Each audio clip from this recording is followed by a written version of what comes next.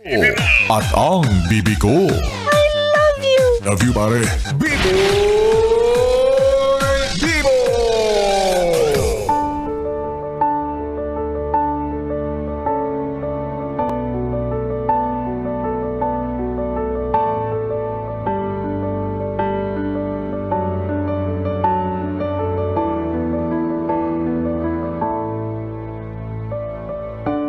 Yes, friend, ako'y nagbabalik, DJ B-Boy Bibo, para sa ating tuloy-tuloy na BB Time tungkol sa usapin para sa mga yes, friend natin na gusto nang mag-resign sa trabaho dahil sakit na ito masyado sa ulo.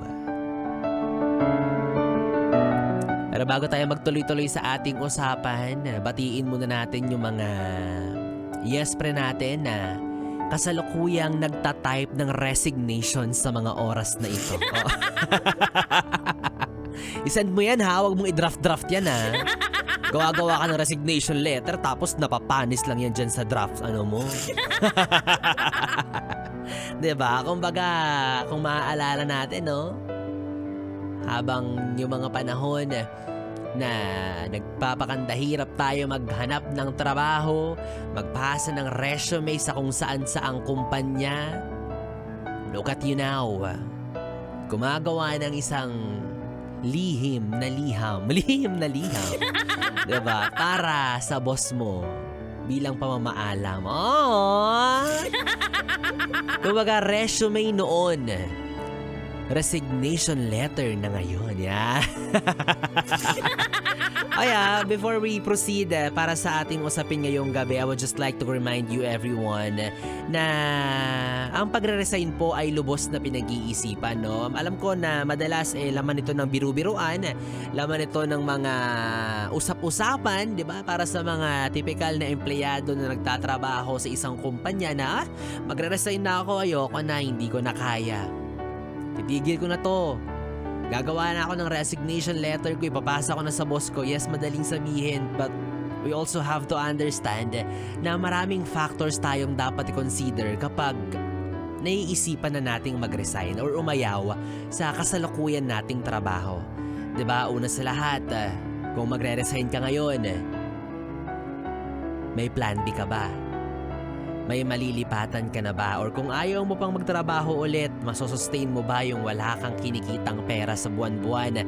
Kaya mo bang mabayaran yung mga bills? Yung mga pangangailangan? Pagkain? Tuition ng anak? Allowance para sa mga kapatid? Kasi kung hindi, baka hindi pa ito ang sign to resign. So huwag kang basta-basta aalis dahil lang naisip mo one day na ayaw mo na, nagsasawa ka na, at lalong huwag kang aalis basta-basta dahil lang naging emotional ka. Dahil lang sa naging nakakapagod yung naging isang araw mo sa trabaho. Maybe dito papasok yung lagi nating sinasabi, no, na wala namang madaling trabaho, lahat yan mahirap. Kaya ka nga binabayaran eh. Kasi kapalit nun yung oras mo, yung abilities and skills na ino-offer mo, yung efforts na ginagawa mo. But at times, maiintindihan din natin na hindi pala lahat kayang bayaran ng pera. 'Di ba? But still, huwag kang aalis dahil lang nagkatampuhan kayo ng kaopisina mo sa araw na to. Diba?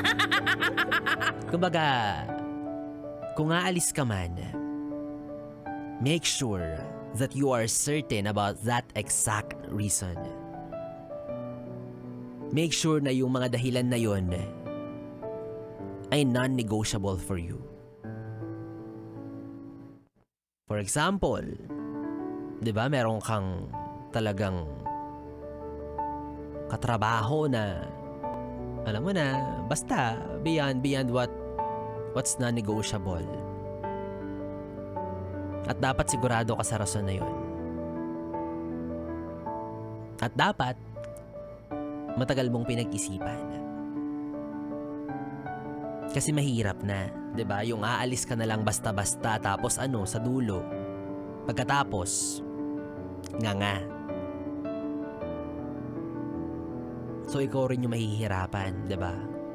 Kaya ito yung sinasabi natin, no, na kahit papano, as early as now, kung kaya, kung pwede lang naman, matuto na tayong mag-ipon-ipon. 'Di ba? Para meron tayong pondo just in case gusto mong umalis ng trabaho, meron kang pondo, pambuelo, just in case umalis ka na dyan sa... Diba? Kaso wala, ang hirap mag-ipon. Yun ang reality.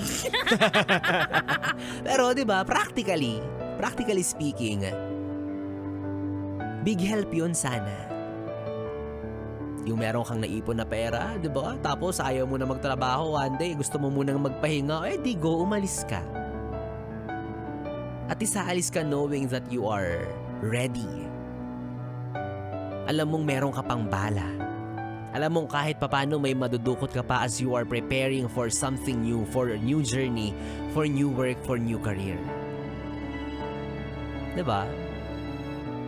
Wag mong sabihin na ayoko na dito. Kapagod. Napagod ako ngayong araw, alis na ako dito. Di ba alin ako, wala na akong trabaho bukas. May makukuha naman akong back pay, separation pay. Wow. Na para namang ibibigay sa iyo agad-agad, di ba? Tsaka wala na yon. Oo, doon lahat ikakaltas yung mga bale mo.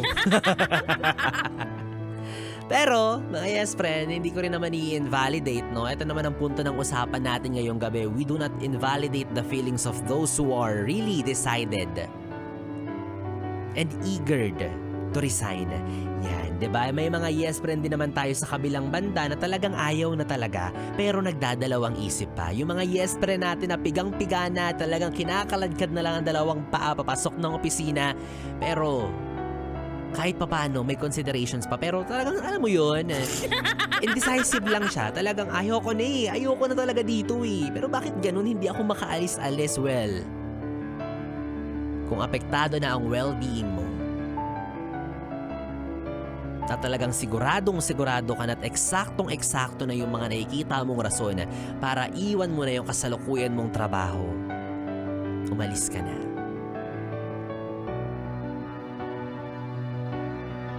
Kung ang kapalit naman nun ay kapayapaan ng isip mo, kalusugan ng katawan mo,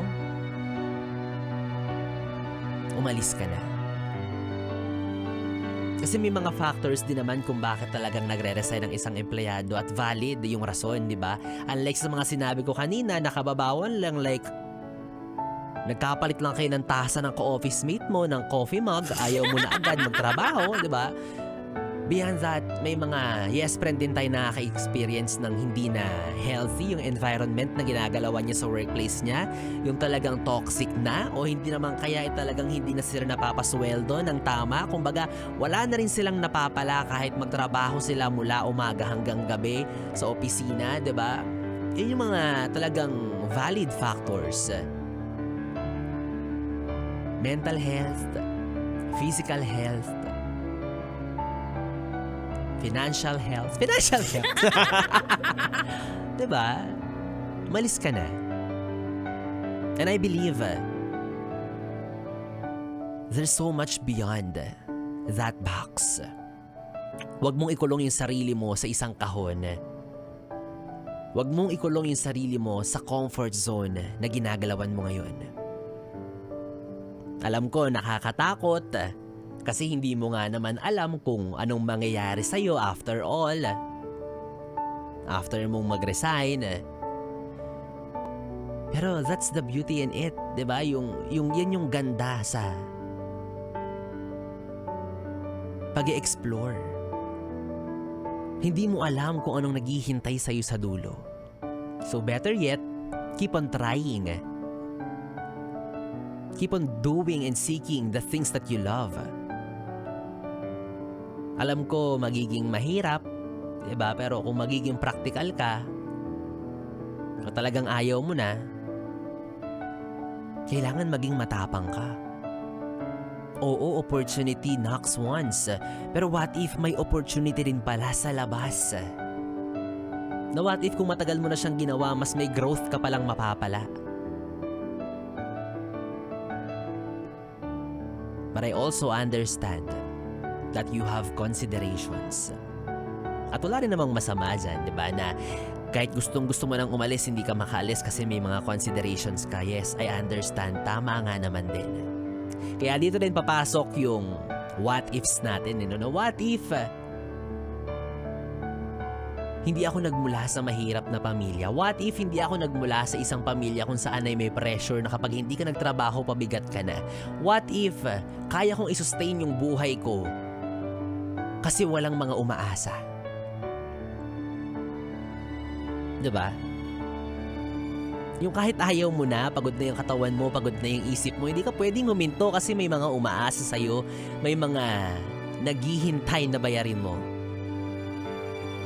At dito na naman tayo mapapasana all para sa mga yes pre natin na pinalad sa buhay, diba? Yung mga kahit papano masasabi nating may kaya, yung mga mayayaman, yung mga hindi takot magpalipat-lipat ng trabaho kasi alam naman nila na, diba, may pera pa rin sila.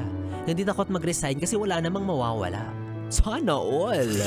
Nakakaingit naman yan sila. Diba? Yung, kaya magre-resign na ako, may pera naman yung pamilya ko. May business naman kami. Tsaka, yung pera ko naman nakinita ko nun sa pagtatrabaho, sa akin lang naman yun. Diba? Sana all. Kaingit. Pero kapag mahirap ka, numinipis yung privilege mo. Kumbaga parang sinasabi sa'yo ng mundo na, huy, hindi ka pwede mag-resign. Diyan ka lang. Anong burnout? Pili ka burnout o brownout? Kasi brownout talaga kapag wala ka ng pambayad sa kuryente dahil nag-resign ka sa trabaho mo. Diba? Yun yung nakakalungkot na realidad ng buhay. Kaya hindi rin talaga lahat pwede mong i-impose at sabihin sa kahit sino na pagod yan sa trabaho mo, mag-resign ka na, umalis ka na dyan. Nung nakaraan mo pa sinasabi yan, bakit nandiyan ka pa rin? Hindi mo siya masisisi kasi nga may considerations. So bottom line para sa ating usapin ngayong gabi mga yes friend. Number 1, do not be afraid to take risk. Especially kapag well-being mo na yung nakasalalay. Walang masama sumubok. Walang masama mag-explore. Just make sure that you're doing such things accordingly. And well-planned. Kasi kapag planado mo yung mga gusto mong gawin sa buhay, maliit yung tsansa na magkamali ka sa mga desisyon na gagawin mo. Okay? Kaya kung ako sa'yo, yung ginagawa mong resignation letter sa mga oras na ito, dalawa lang yan. It's either you send it to your boss or delete it at all. Huwag na mag-draft, di ba? Wala sa option yan. Mag-resign ka na. Sige na, malayo pa yung 13th month pay. 11 months pa. Yes, friend. 3 oras na BB time ang ating pinagsamahan. Nakapiling niyo po ang BB niya sa radyo, ang DJ na mabilis bumayo, ang dila sa mikropono. Ako po si DJ B-Boy. B-Boy, Bibo. Magkasama at magkarinigan tayong muli bukas sa parehong oras. Dito lang sa istasyong No Problem, ang 101.1 Yes FM. Solid. Good night, BB. Oras natin, 11:47.